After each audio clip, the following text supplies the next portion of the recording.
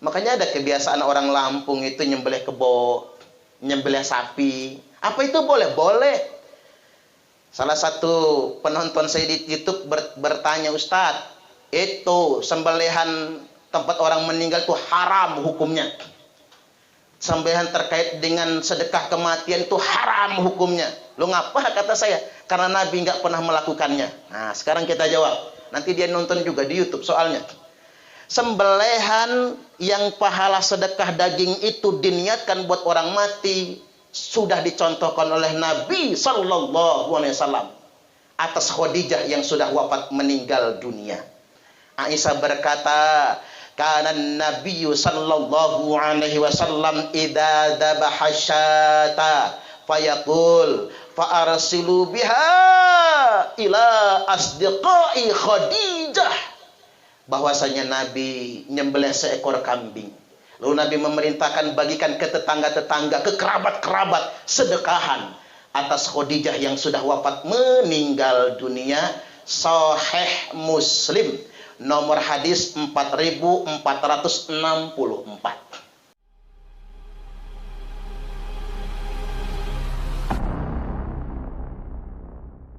Sudah ngantuk belum?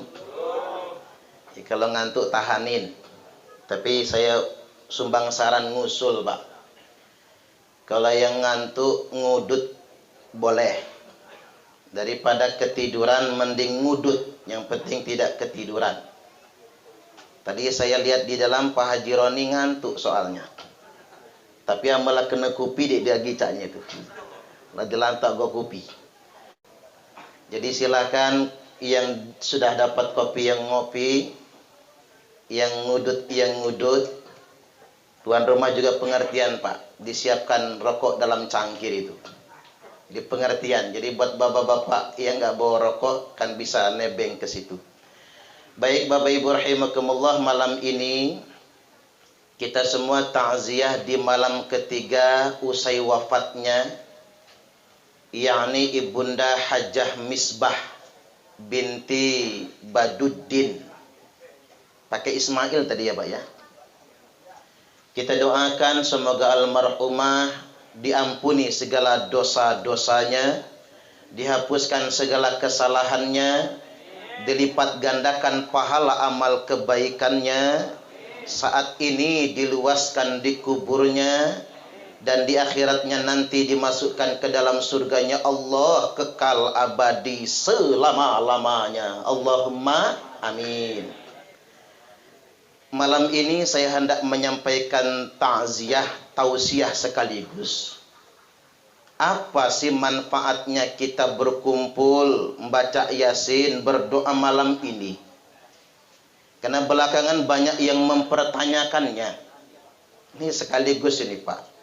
Pak Haji Roni pernah WA saya kan beberapa minggu yang lalu. Karena ada yang mengatakan bid'ah baca Yasin buat orang mati.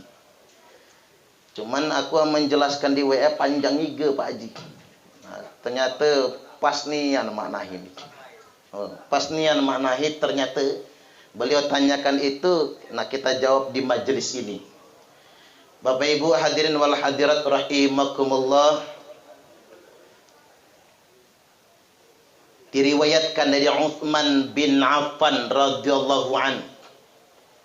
Karena Nabi sallallahu alaihi wasallam, bahwasanya Nabi sallallahu alaihi wasallam idza faragha min dafnil mayyit, apabila beliau selesai dari menguburkan mayit, waqafa alaihi, beliau tinggal sebentar di samping kubur berdiri, waqala lantas beliau bersabda, istaghfiru li akhikum, mintakanlah ampun untuk saudara muslim kalian yang baru saja dimakamkan ini. Wasalulahu tatbit, dan mintakanlah juga wasalulahu tatbit, mintakan juga untuknya kemantapan. Fa innahul ana yus'al, karena sesungguhnya dia sekarang ini sedang ditanya, sedang diinterogasi oleh malaikat Munkar dan Nakir. Hadis ini hadis sahih, tercantum dalam kitab Sunan Abi Dawud, nomor hadis 3221, dan disahihkan dalam kitab Sahih Al-Jami' nomor 945. Intinya begini Bapak Ibu. Kata Nabi, kalau ada orang mati, doakan, mintakan ampun. Apa manfaatnya? Karena saat ini yang bersangkutan sedang diinterogasi oleh malaikat munkar dan nakir.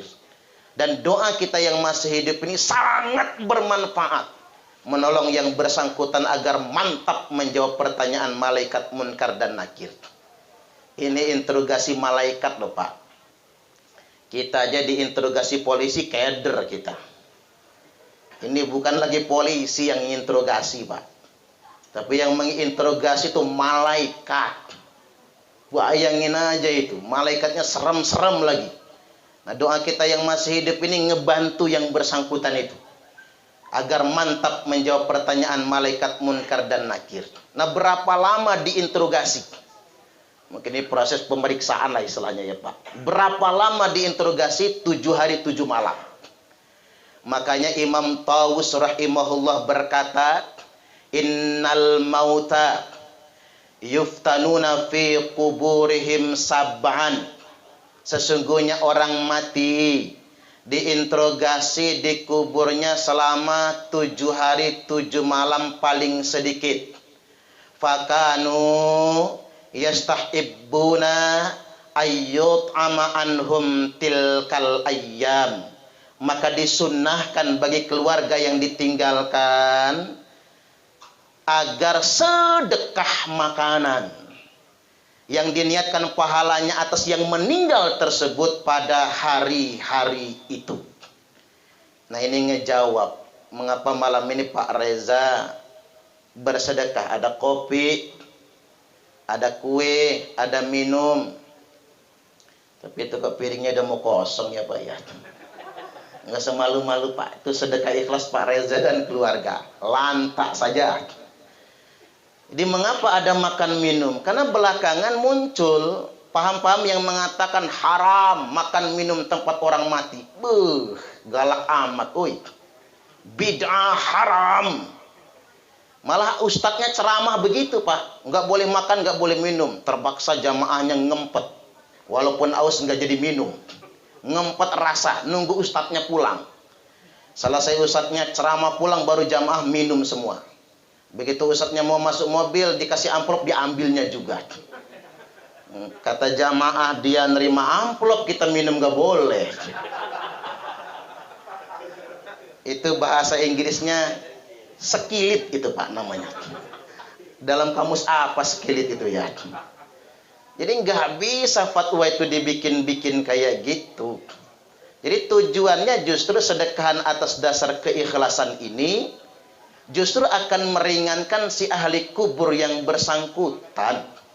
Makanya ada hadis yang diriwayatkan dari Umar bin Khattab radhiyallahu an, bahwasanya Nabi sallallahu alaihi wasallam bersabda, ad-du'a wa shadaqatu hadiyah. Doa dan sedekah itu hadiah kata Nabi. Untuk siapa? Ilal mauta, untuk orang yang sudah mati. Jadi hadiah terbaik buat orang mati itu ya doa sama sedekah.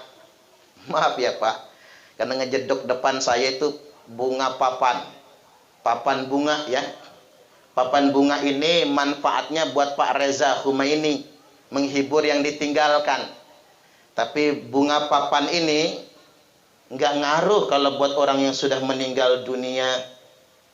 Yang ngaruh buat orang mati apa? Doa dan sedekah. Itu adalah hadiah terbaik buat yang wafat meninggal dunia. Makanya Umar kemudian berkata, as-shadaqatu ba'da dafni, sedekah yang dikeluarkan setelah penguburan akan kekal pahalanya untuk ahli kubur selama 3 hari. Sedekah pada hari ketiga, nah malam ini nih, sedekah Pak Reza dan keluarga pada malam yang ketiga akan kekal pahalanya sampai 7 hari. Sedekah pada hari ke-7 akan kekal pahalanya sampai 25 hari. Makanya sih kalau bisa ya Pak, dari 7 tuh jangan loncat ke 40. Pakai yang selawek 25 hari. Hitung-hitung nambah proyek lah ini. Makanya Bapak Ibu rahimakumullah, 7 ke 25. Sedekah pada hari ke-25 akan kekal pahalanya buat ahli kubur sampai 40 hari. Sedekah pada hari ke-40 akan kekal pahalanya buat ahli kubur sampai 100 hari. Sedekah pada hari ke-100 sampai 1 tahun. Sedekah pada 1 tahun akan kekal pahalanya sampai 1000 hari alias 3 tahun. Ini diucapkan dari hadis Nabi tadi, dikomentari oleh Umar bin Khattab dan dituliskan oleh ulama terkemuka, ulama terkenal Al-Imam Jalaluddin As-Suyuti dalam kitab Al-Hawi lil Fatawi di juz yang kedua halaman 198. Ya orang kan sering nyaci maki kita begitu kan Pak, apa 3 hari 7 hari haram. Itu mah budaya agama orang. Tidak juga. Ini jelas fatwanya, jelas kitabnya. Ini ulama hebat. Kitab tafsirnya dibaca di Indonesia, dipelajari di semua pondok pesantren. Kita kenal tafsir Jalalain misalnya. Salah satu pengarangnya Al-Imam Jalaluddin As-Suyuti. Itu ulama terkemuka. Dan jelas kitabnya kitab mu'tabar, bukan kitab yang abal-abal.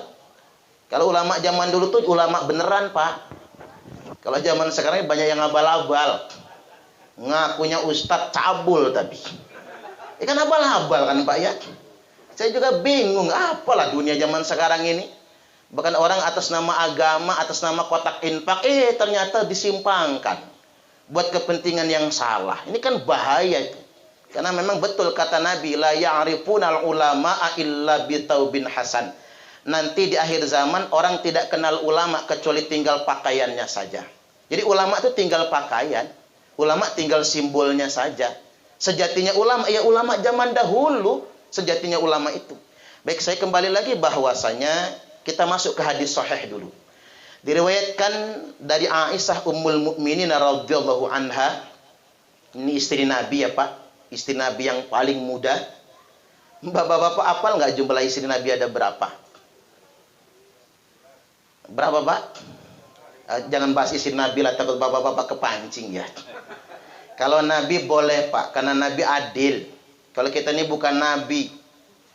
Kalau saya nggak mungkin Nabi Suparman misalnya. Atau Nabi Samsudin misalnya. Nabi Roni. Nggak ada kali ya Pak ya. Baik, saya kembali lagi bahwasanya dari Aisyah Ummul Mukminin radhiyallahu anha, beliau berkata, anna rajulan atan nabiyya sallallahu alaihi wasallam, sesungguhnya ada seorang laki-laki mendatangi Nabi. Kemudian dia bertanya, ya Rasulullah, inna ummi matat. Wahai Rasulullah, ibuku mati. Ini pas betul nih tentang kematian seorang ibu. Ibuku mati. Kemarin sebelum mati ya Rasulullah lamtus, dia tidak berpesan apa-apa, nggak ada omongannya, nggak ada wasiatnya.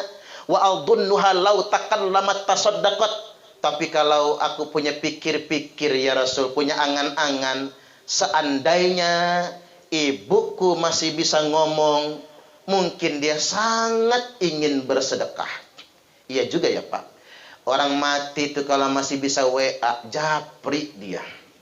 Minta sedekah sama anak cucunya. Apa yang pauha intasodaktu anha?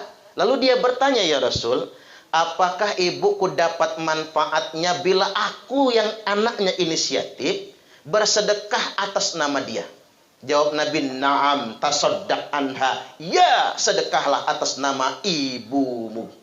Dalam matan yang lain bunyinya begini Pak, afalaha ajrun intasodaktu anha. Apakah pahalanya nyampe ke ibuku? Ini bahasa kita apa? Ngirim pahala. Kadang-kadang ya Pak, kita suka ngomong ngirim pahala tuh diejek orang. Ngirimnya pakai apa? Tiki, apa JNE? Ngejek dia Pak. Padahal itu hadis loh. Apalah ajrun intasaddaqtu anha? Apakah pahalanya nyampe ke ibuku ya Rasul? Kalau aku sedekah yang pahalanya aku kirimkan kepadanya. Jawab Nabi, na'am tasaddaq anha. Iya, sedekahlah atas nama ibumu. Sahih Al-Bukhari nomor hadis 1388. Sahih Muslim nomor hadis 1004. Sahih muttafaqun alaih. Ini sahih kelas 1 Pak. Jadi bapak-bapak gak usah ragu. Ya silakan lanjutkan makannya Pak. Kuenya di lantai, kuenya, buahnya, ya dan pempek sebelah sini Pak. Boleh mampir. Kalau sambil dengerin ceramah itu boleh. Yang nggak boleh sambil makan itu khutbah Jumat, nggak boleh. Kalau Jumatan ya harus khusyuk. Makanya kalau Jumatan nggak boleh lama-lama. Takut ada yang kelaparan. Kalau bapak sekarang silakan. Saya balik lagi bahwasanya itu hadis kelas 1, sahih muttafaqun alaih. Lo yang bertanya ini siapa? Sa'ad bin Ubadah radhiyallahu anhu. Lalu saat bertanya, ayu shadaqati afdol ya Rasul? Lalu apa sedekah yang utama ya Rasul? Kata Nabi, saqyul ma, bagikan air minum. Makanya kalau bahasa orang kita enggak ketang air minum, bagiin. Beli Tripanca. Ini enggak apa-apa nyebut merek lah dikit-dikit. Ini nanti nonton di YouTube ya Pak. Jangan lupa subscribe ya. Iya. Biar viewersnya banyak. Balik lagi Bapak Ibu rahimakumullah, beli air mineral sekerdus cuma 20.000. Cepet dapat 5 kerdus. Oh, kebagian semua ini Pak. Ustadz, air mineral nggak kebeli ya sudah. Kalau nggak kebeli air mineral sudah. Air sumur direbus. Ya kalau bisa ditambahin lah yang hitam-hitam itu. Tapi jangan kemanisan. Ustadz, gas nggak punya, kayu bakar lagi habis, gula nggak kebeli, kopi nggak punya. Ya sudah, air sumur nggak usah direbus, nggak apa-apa. Tuangkan di tekok, bagiin di gelas, tapi jangan ngomong-ngomong. Khawatir banyak yang nggak mau minum nanti Pak. Takut anyang-anyangan. Silahkan kalau memang mampunya begitu. Kata Sa'ad bin Ubadah, kalau cuman itu mah sanggup ya Rasul. Lebih dari itu apa? Fa'itamu ta'am, hidangkan makanan. Makanya orang Sumatera ini Pak, dari Aceh sampai Lampung, zaman dulu mengidang. Zaman sekarang kita ikut orang Jawa ngebesek. Tapi kalau dipikir-pikir mending ngebesek lah Pak. Karena kalau ngidang itu cuman secentong gak nyampe lah ngambilnya itu. Cuman kalau ngebesek bisa bawa pulang. Anak sedang nunggu di rumah, Pak, beseknya mana? Ditandai nama anak. Makanya anak-anak itu pintar nanya, Pak, takziahnya orang Lampung apa orang Jawa? Lampung nak. Papa pulang tidur anak. Tapi kalau papa ngomong orang Jawa nak, begitu pulang masih nunggu depan TV Pak. Nungguin besek. Makanya orang Sumatera sekarang ikut orang Jawa juga. Makanya ada kebiasaan orang Lampung itu nyembelih kebo, nyembelih sapi. Apa itu boleh? Boleh. Salah satu penonton saya di YouTube bertanya, Ustadz, itu sembelihan tempat orang meninggal itu haram hukumnya. Sembelihan terkait dengan sedekah kematian itu haram hukumnya. Lo ngapa? Kata saya, karena Nabi nggak pernah melakukannya. Nah, sekarang kita jawab. Nanti dia nonton juga di YouTube soalnya. Sembelihan yang pahala sedekah daging itu diniatkan buat orang mati sudah dicontohkan oleh Nabi Sallallahu Alaihi Wasallam atas Khadijah yang sudah wafat meninggal dunia. Jadi Nabi nyembelih kambing gede banget, kemudian Nabi memerintahkan kambingnya disedekahkan, dibagi-bagikan atas Khadijah pahalanya yang sudah wafat meninggal dunia. Aisyah berkata, kana Nabiyyu sallallahu alaihi wasallam idza dzabaha syata fayaqul fa arsilu biha ila asdiqai Khadijah. Bahwasanya Nabi nyembelih seekor kambing. Lalu Nabi memerintahkan bagikan ke tetangga-tetangga, ke kerabat-kerabat, sedekahan atas Khadijah yang sudah wafat meninggal dunia. Sahih Muslim. Nomor hadis 4464. Berarti kalau yang nggak mau jangan, tapi jangan mengharamkan kita-kita. Karena dalilnya jelas kita ini Pak, bukan karangan saya. Bisa di cross check lagi, Sahih Muslim 4464. Di Google aja bisa kok sekarang. Karena Google itu yang paling pintar sekarang Pak. Anak-anak sekarang ini sejak zaman pandemi kan, karena sekolah pakai HP, apa-apa tanya ke Google. Bahkan di kampung saya Pak, pertanyaan warna beras warnanya apa, tanya ke Google anak-anak itu. Anak-anak beras warnanya apa, cari di Google. Kalau Google punya jawaban lain begitu. Saking percayanya orang sama Google ya. Cuma saya sarankan Pak, kalau ngaji jangan lewat internet, harus punya guru. Karena banyak orang sekarang itu jadi menyimpang cara beragamanya gara-gara ngajinya cuman internet. Nanti kalau mati ditanya malaikat, guru kamu siapa? Syekh YouTube al-interneti. Kiainya Kiai Haji Google. Ustadznya Ustadz Facebook LCMA. Nggak bisa dong. Ya namanya beragama harus berguru. Saya ambil contoh sederhana Pak. Buku, walaupun yang ngarang ulama hebat dan ulama yang terkenal, cuman kalau kita belajar cuman ke bukunya, nggak mau berguru lagi, nanti ada yang nyela di sana. Gurunya adalah setan. Makanya belajar tanpa guru, gurunya adalah setan. Walaupun buku itu benar, tapi kita yang memahami jadi salah karena kita belajar tanpa guru. Balik lagi bahwasanya sedekahan atas orang yang wafat meninggal dunia termasuk sembelihan, kurban dan lain sebagainya itu manfaat sampai. Nah, saya luruskan duduk perkaranya. Yang dilarang ulama itu sebetulnya begini, Pak. Maksa. Gara-gara tahlilan rumah kejual. Nggak enak kan ngedengarnya begitu habis 40 hari ada pelang di rumah depan rumah Pak Reza. Rumah dijual gara-gara tahlilan. Kan nggak enak, Pak. Yang itu yang nggak boleh. Kalau kata orang tua dulu apa, besar pasak daripada tiang. Kalau kata orang Jaseng, biar tekor asal kesohor. Kalau kata orang Palembang Pak, kue putu buatan Cek Gaya. Awak buntu banyak gaya. Nah itu yang jangan. Ya kalau nggak mampu apa adanya saja, ge. Lagi pula begini Pak, zaman sudah modern ini. Kita ini kan bangsa Indonesia, bangsa yang dengan kegotong royongan terbaik. Kita nggak ketemu Pak di Malaysia orang ngelayat bolak-balik ke rumah duka. Di Malaysia itu rumah duka dipisah dengan rumah tempat tinggal. Walaupun mereka mayoritas Muslim. Di Arab juga begitu, nggak ketemu kita begini Pak. Maka berbahagialah kita tinggal di Indonesia dengan budaya yang luar biasa kayanya. Kita bisa duduk-duduk begini, saling menghibur satu sama lainnya. Ini kan sungguh luar biasa sebetulnya. Jadi kembali lagi bahwasanya zaman sudah modern, kita punya budaya gotong royong, ada rukun kematian. Makanya kalau yang nggak mampu dihimbau, sudah jangan ngerepotin. Nggak perlu repot-repot, sudah gunakan saja uang rukun kematian. Setuju nggak kira-kira? Tapi ya makanya kalau ditarik rukun kematian nyetor Pak. Ini petugas sudah capek keliling, bukannya dikasih malah diprotes. Gua ini nyetor terus tapi nggak pernah dapat giliran. Ya minta guys sama malaikat, minta sama Allah, nanti malaikat tinggal eksekusi. Itu gunanya ya berapa sih Pak? Paling cuma 10.000. Di lingkungan saya cuma 10.000. Iuran rukun kematian itu sebulan loh 10.000 itu. Makanya saya kalau di lingkungan saya tak bayar langsung aja 120.000. Kasihan yang keliling soalnya Pak. Kalau mau setiap bulannya begitu, ringan sekali. Yang kedua ada sumbangan. Budaya di kita bagus betul. Kalau cara di kampung itu pakai baskom diisi beras. Nenteng ayam kampung. Makanya bak saya meninggal dunia Pak, sekandang penuh ayam kampung. Nggak level ayam potong di kampung saya mah. Nah kalau di kota kita modern dikit, pakai ngamplop. Ada baskomnya ditutup paplak meja. Khasnya begitu kan? Ya makanya saya himbau kalau kita takziah nyumbang, kita ini kadang nggak adil. Diundang orang hajatan seneng-seneng, nyumbangnya 500.000. Undangannya di gedung. Kita banyak orang kematian nyumbang cuma 5.000. Begitu takziah pengen bawa besek. Kata malaikat, malu-maluin aja lu nih. Ya mestinya kan begini Pak. Orang lagi senang-senang ya jangan gede-gede dia nyumbangnya. Tapi kalau buat yang kena musibah ya besar-besar kan kita nyumbangnya. Namanya kita meringankannya dan membantunya.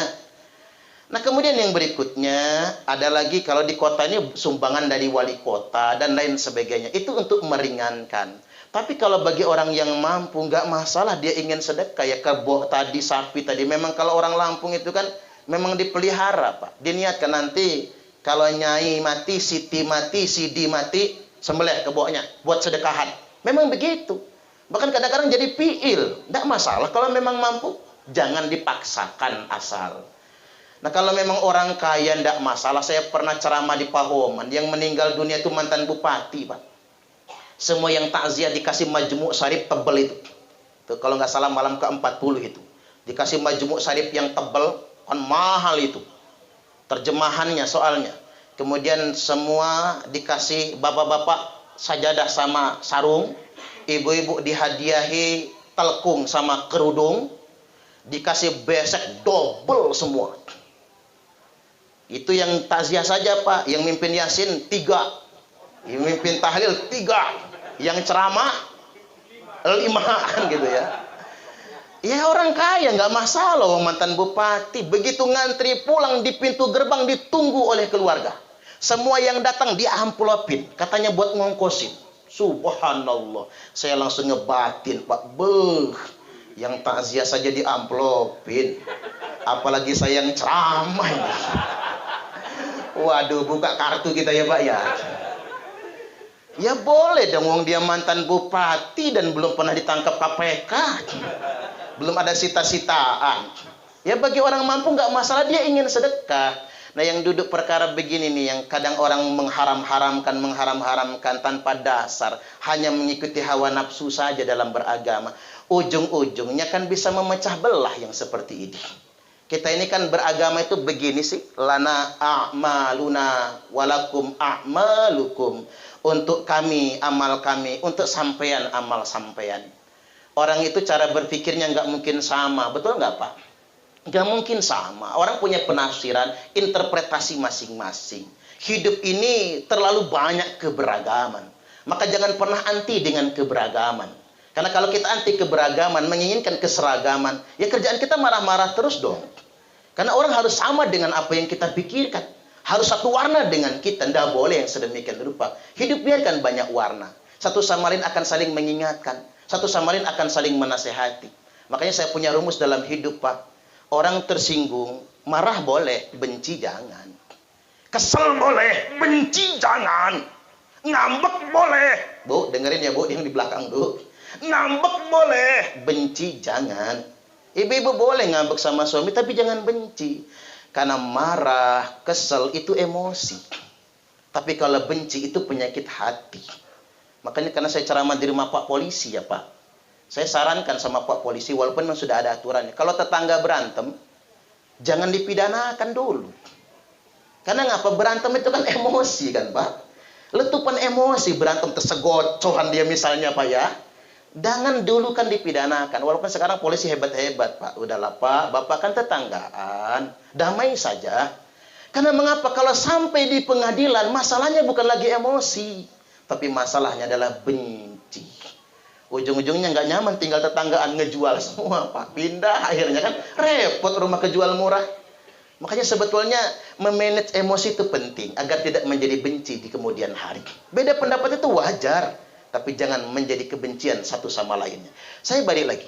Walaupun sedekah itu tidak mesti sifatnya selalu harus harta, ada sedekah yang ringan, yakni bacaan Yasin seperti yang kita lakukan malam ini. Saya sering ditanya, ngapa sih Ustadz mesti baca Yasin buat orang mati? Saya ajarin cara ngejawabnya ya Pak. Nah ini yang seperti ditanyakan Pak Roni, karena beliau dapat share-sharean, di-share ke saya juga. Ustadz tolong dikomentari. Nah ini cara ngejawabnya. Baca Yasin buat orang mati ini bukan perintah kiai. Bukan perintah ustadz. Bukan perintah guru ngaji. Tapi membaca Yasin buat orang mati ini perintah Nabiullah Muhammad Sallallahu Alaihi Wasallam. Jadi kalau orang ngebantah, dia ngebantah Nabi. Kalau orang membid'ahkan, dia bid'ahkan nabinya. Kalau dia haramkan, berarti dia mengharamkan nabinya. Nabi yang bersabda, Iqra'u Yasin ala mautakum. Bacakan Yasin atas yang mati di antara kalian semua. Ibnu Majah nomor hadis 1448, Abu Daud 3221, Musnad Imam Ahmad nomor hadis 19427. Nah ini kuncinya, disahihkan dalam kitab Sahih Ibnu Hibban oleh Al-Hafidz Ibnu Hibban. Nah yang sering nyebar di medsos itu Pak, orang mengatakan hadis ini doif. Nah ini jawabannya. Nanti Pak Haji Roni kalau ada yang share begitu lagi, jawab begitu. Orang mengatakan hadis itu doif. Begini Pak, kita orang Islam tuh jadi cerdas sedikit. Hadis itu sahih. Boleh kita menanyakan, siapa yang mensahihkannya? Hadis itu doif. Siapa yang mendoifkannya? Jadi jangan main doaf, Pak. Enak aja cangkemnya ngomong ya. Doaf. Itu yang mendoifkan hadis itu Al-Albani. Al-Albani itu Pak sejaman sama kita. Dia baru wafat tahun 1999, setahun pasca reformasi. Ya sejaman dong sama kita. Sedangkan yang mensahihkan hadis ini muhaddis terkemuka, Syekh Ibnu Hibban. Lahirnya tahun 270 Hijriah. Ya tangeh banget, Pak. Udah 1000 tahun jaraknya itu, jauh sekali jaraknya itu. Dan saya ingin ingatkan sama bapak-bapak, Al-Albani bukan ahli hadis. Nah makanya bapak-bapak coba sorotin di media sosial. Orang yang dikit-dikit bid'ah, dikit-dikit kafir, semua kutipannya Al-Albani. Semua kutipannya Al-Albani. Semua ulama ahlu sunnah wal jamaah tidak mengakui Al-Albani sebagai ahli hadis. Ulama-ulama Mesir, Kairo tidak mengakui sebagai ahli hadis. Sekarang saya heran, didoibkan oleh Al-Albani, disohhkan oleh Al-Albani. Ya apa gunanya Imam Bukhari? Apalagi gunanya Imam Muslim? Apa gunanya ulama yang 14 abad itu? Kalau gara-gara Al-Albani udah rusak, salah semua ajaran di masa lalu. Nah ini saya perlu pencerdasan dikit. Karena kalau bapak-bapak selidiki, kelompok-kelompok yang korektif suka menyalahkan itu, pasti rujukannya Al-Albani. Ujung-ujungnya muaranya Al-Albani, Al-Albani, Al-Albani. Dan Al-Albani tidak pernah masuk universitas. Al-Albani tidak pernah masuk pondok pesantren. Al-Albani itu tukang jam.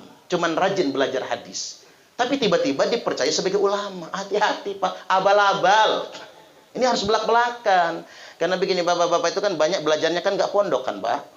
Rata-rata kan kita ini sekolah misalnya umum kan begitu. Kuliah juga kalau UIN Pak nggak mempelajari sedetail itu kan. Hari kita belajar di medsos. Oh ini bid'ah, hadisnya doib. Ujungnya dicari Pak. Di muaranya kemana ini? Pasti Al-Albani baliknya itu. Kayaknya konten-konten di media sosial itu menurut saya banyak konten-konten yang memang harus dikoreksi sebetulnya. Walaupun saya di sini berpendapat begini. Yang mau baca Yasin buat orang mati jalankan. Yang nggak mau baca Yasin buat orang mati ya nggak apa-apa Pak. Yang penting jangan saling menyalahkan. Nggak wajib kok baca Yasin buat orang mati itu. Karena kan di Indonesia ini ada dua arus utama ya. Ada NU yang demen Yasinan. Ada Muhammadiyah yang nggak suka Yasinan. Tapi Muhammadiyah dan itu bagus Pak. Yang menjaga NKRI ini ya Muhammadiyah dan NU itulah. Dan sekarang bagus kan. NU tidak menyalahkan Muhammadiyah yang nggak Yasinan. Muhammadiyah tidak pernah lagi menyalahkan NU yang Yasinan. Yang suka membidah-bidahkan itu orang luar sebetulnya. Kelompok-kelompok yang garis keras itu. Nah saya ingin himbau malam ini. Bagi kita yang demen Yasinan jalankan. Yang nggak mau Yasinan nggak apa-apa. Memang nggak kewajiban ini. Yang penting kita jangan saling menyalahkan. Ya kayak kita hidup bertetangga lah Pak. Jangan ngurusi rumah tangga orang. Urusi saja rumah tangga kita sendiri. Makanya ada pepatah orang pasaran. Laki-laki yang rajin mencium istrinya relatif lebih panjang umur dibandingkan dengan laki-laki yang mencium istri tetangganya. Setuju gak kira-kira? Ini masuk akal bener ini Pak. Enggak bacok orang gitu, jangan macam-macam. Subhanallah. Baik, kalau Yasin yang 83 ayat juga masih kepanjangan, saya kasih solusi yang pendek. Baca Al-Fatihah jadilah. Mengapa Al-Fatihah jadilah? Karena Al-Fatihatu lima quri'at selahu. Al-Fatihah itu tergantung niat yang membaca. Nah ini keren ini. Al-Fatihah dibacakan buat orang mati, bagus.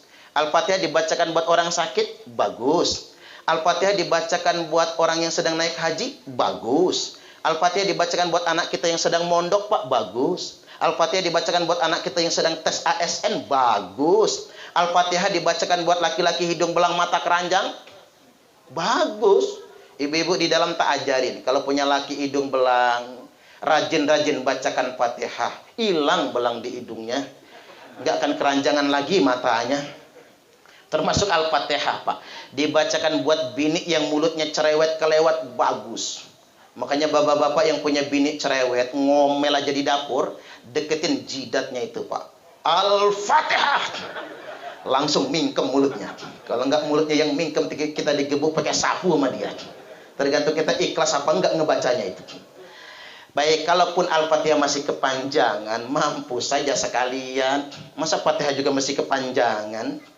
Satu hal lagi yang hendak saya sampaikan di bagian akhir, Bapak Ibu. Di balik wafatnya Ibunda Hajah Misbah binti Baduddin Ismail, ada peringatan bagi kita yang masih hidup.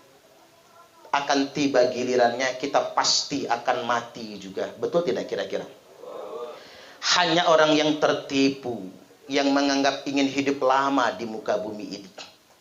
Khairil Anwar pernah bikin syair. Aku ingin hidup 1000 tahun lagi. Belum nyampe 40 udah mati Pak dia. Artinya nggak bisa kita. Dunia memang cuman sementara. Kehidupan kita kekal abadi selamanya di akhirat nantinya. Hidup kita ini mati, hidup, mati, hidup. Mati yang duluan Pak. Wa annahu huwa amata wa ahya. Mati yang duluan. Dulu kita mati. Lalu kita hidup yang pertama di muka bumi ini. Lalu kita akan mati lagi mati yang kedua. Setelah mati yang kedua kita akan hidup lagi. Setelah kehidupan yang kedua tidak akan pernah ada lagi kematian. Yakni kita akan hidup kekal selama-lamanya. Al-mautu babun. Mati adalah pintu untuk masuk kepada kehidupan yang kekal abadi selama-lamanya. Kalau bapak-bapak tahu setelah mati adalah hidup, orang nggak akan takut mati Pak. Walaupun saya juga takut sih Pak. Kalau mati sekarang belum sanggup kayaknya saya. Masih banyak dosa soalnya. Mati itu pintu untuk masuk kehidupan kekal abadi selama-lamanya. Makanya sebetulnya setelah kehidupan dunia dan kematian bukan kesengsaraan aslinya, tapi kebahagiaan kekal selama-lamanya. Makanya kita harus persiapkan di dunia ini agar kita semua bisa mati husnul khotimah. Allahumma amin. Makanya sebagai persiapan ya Pak, orang Islam itu enak. Allah kasih tanda-tandanya. Tanda-tanda kematian. 3 hari sebelum mati Pak, rezeki dicabut. Orang yang sudah dicabut rezekinya, makan apapun hambar. Mari mirip-mirip kena COVID itu loh Pak. Baal lidahnya. Gimana? Jeruknya itu masih ada rasa ya Pak. Kalau masa panjang umur Pak kalau masih. Cuman kalau udah baal, 3 hari lagi nih kayaknya. Rezeki dicabut. Bapak-bapak aja ngudut Pak, ngerokok itu. Kalau orang mau mati, asapnya tuh nggak ngebul lagi. Asapnya malah turun ke bawah. Makanya kalau ngudut kok asapnya turun ke bawah, 3 hari lagi nih kayaknya. Siap-siap aja. Biar tobat maksud saya gitu. Biar kita tobat. Terus ciri fisik Pak, telapak kaki itu melengkung. Orang yang sudah mau mati, telapak kakinya melengkung. Kalau telapak kaki melengkung, paling lama umurnya 3 hari mati. Coba periksa telapak kaki masing-masing. Buat persiapan ya Pak. Tulang belakang ini, kalau orang yang sudah mau mati itu lepek dia. Kalau terlentang di lantai itu rata dengan lantai. Nah duduk pun mesti cari senderan. Coba lihat nyender di dalam itu. Woi, kalau lah miring nian siap-siap. Itu lepek. Itu kalau kata Jemugan Semende, ilmu tumbuk namanya Pak. Ilmu tumbuk itu namanya. Itu memang susah dicari dalam kitab gitu. Tapi itu ilmu tumbuk. Jadi bisa dicari, oh bener tuh. Ternyata sudah begitu kemarin. Alamat kematian itu ada. Tujuannya apa? Biar kita bisa siap-siap. Karena pilihan dalam hidup ini bukan kabur dari kematian. Karena tidak ada satupun orang yang bisa kabur dari kematian. Qul innal mautal ladzi tafiruna minhu fa innahu mulaqikum. Katakanlah, sesungguhnya mati yang kalian semua ingin kabur dari kematian itu, sesungguhnya mati yang pasti akan menjumpai kalian semua. Malah malaikat nanya, man rak. Apa kata malaikat? Hei camat, calon mati maksudnya. Hei camat, datangkan dokter paling hebat, tabib paling mumpuni, dukun paling sakti. Siapa yang bisa menyembuhkan dan menyelamatkanmu? Ini ajalmu sudah menjelang. Ini ajalmu sudah sampai. Tak akan pernah bisa kita menghindari kematian. Makanya kita ini menjaga kesehatan Pak. Niatkan bukan ingin lari dari kematian. Tapi kita menjaga kesehatan tujuannya agar tidak sakit. Itu saja. Kalau ajal mah nggak mesti nunggu sakit. Mengapa kita nggak mau sakit? Karena asihatu khairum minal ghina. Sehat lebih baik daripada kaya. Coba saya ambil umpama. Orang kaya rumah mewah. Tapi kalau makan nasi tiwul. Tiwul Pak makannya. Orang dulu mah yang makan tiwul nggak kebeli beras. Orang zaman sekarang makan tiwul. Orang kaya semua lihat. Rumah makannya ada menu tiwul. Pajero, Fortuner yang parkir. Orang melarat sekarang Pak, makan nasi 3 piring. Rumah geribik, atap, asbes bocor, lantainya saja tanah. Tapi makan 3 kali nambah. Sayur nangka di santan kental, sambal terasi pedas, lauk ikan asin gabus menggala sepiring, lalapnya triple, petek jengkol jali. Makan bersimbah keringat, duduk di teras lepas baju ngudut di samsu. Beuh. Asihatu khairum minal ghina, sehat lebih baik daripada kaya. Nah, terakhir saya ingin tegaskan, pilihan kita dalam hidup adalah memilih mati husnul khotimah. Tapi kalaupun tidak bisa mati husnul khotimah ya Pak, pilih opsi kedua. Wa taubatan qoblal maut, bertobat sebelum kematian. Karena Nabi minta kepada Allah, ya Allah, terimalah taubat umatku. Kata Allah, ku terima taubat umatmu kalau mereka bertobat setahun sebelum ajalnya. Wih, nangis Nabi Pak. Ya Allah, kalau itu takdirmu, umatku masuk neraka semua ya Allah. Belum sempat mereka taubat, kalau setahun kelamaan jaraknya. Ya udah, setengah tahun kata Allah. Ya kalau bisa jangan kata Nabi. Karena ada di antara umatku itu yang sebulan lagi mau mati baru taubat ya Allah. Ya sudah kata Allah, ku terima taubat umatmu kalau mereka bertobat sebulan lagi sebelum ajalnya. Ya kalau bisa jangan ya Allah kata Nabi. Karena umat itu ada yang seminggu lagi mau mati baru tobat. Orang mana itu? Orang korpri ya Allah. Seminggu lagi mau mati baru tobat dia. Baik kata Allah, kau terima tobat umatmu kalau mereka bertobat sepekan, seminggu sebelum ajalnya. Tapi kalau bisa juga jangan ya Allah kata Nabi. Karena umatku itu ada yang sehari lagi mau mati baru tobat. Jangan-jangan orangnya ada malam ini ya Pak ya. Gara-gara malam ini ngedengerin ceramah saya tobat, besok mati dia Pak. Kata Allah, ku terima taubat umatmu kalau mereka bertobat sehari sebelum ajalnya. Nabi ngomong lagi, Pak, ya Allah boleh nggak minta sekali lagi? Habis ini saya tidak akan minta lagi. Mohon ya Allah, pepetkan lagi. Ini permintaanku yang terakhir. Kata Allah, baik Muhammad, kalau ini permintaanmu yang terakhir dan kamu tidak boleh minta lagi. Ku terima taubat umatmu selama nyawanya belum mendesak-desak di tenggorokan. Oi, nangis Nabi Pak. Nabi langsung pamer di hadapan para sahabat. Apa kata Nabi? Innallaha yaqbalu taubatal abdi ma lam yughargir. Sesungguhnya Allah tidak pernah berhenti, akan selalu menerima taubat hambanya selama nyawanya belum mendesak-desak di tenggorokan. Terlalu baik Allah yang selama ini kita sembah. Makanya jangan pernah underestimate dengan siapapun Pak. Karena setiap orang ada kesempatan untuk bertobat selama nyawanya belum mendesak-desak di tenggorokan. Mudah-mudahan kita semua dimatikan husnul khotimah. Allahumma amin. Baik, kita akhiri dengan berdoa. Ya dzal jalali wal ikram. Allahumma shalli wa sallim ala sayyidina Muhammadin sayyidil awwalin wal akhirin wa sallim